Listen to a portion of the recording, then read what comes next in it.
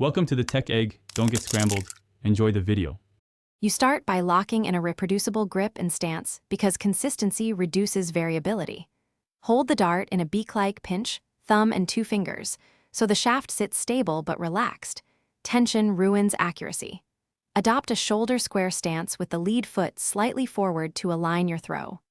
Once done, set a visual release point at eye level and practice short warm-up throws to encode the motion. This first step builds the reliable foundation you need before increasing speed or aiming complexity. You now refine how the dart leaves your hand because precision comes from controlled motion.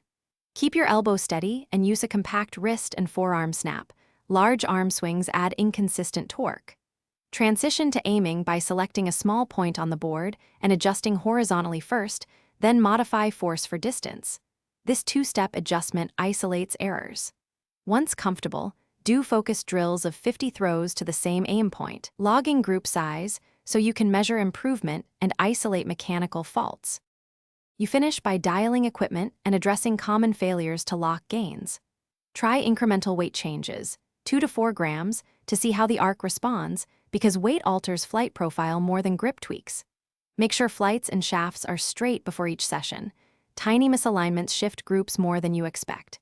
If accuracy suddenly drifts, stop and reset stance, then run 20 controlled throws focusing on identical release timing. If problems persist, swap one variable at a time to isolate the root cause.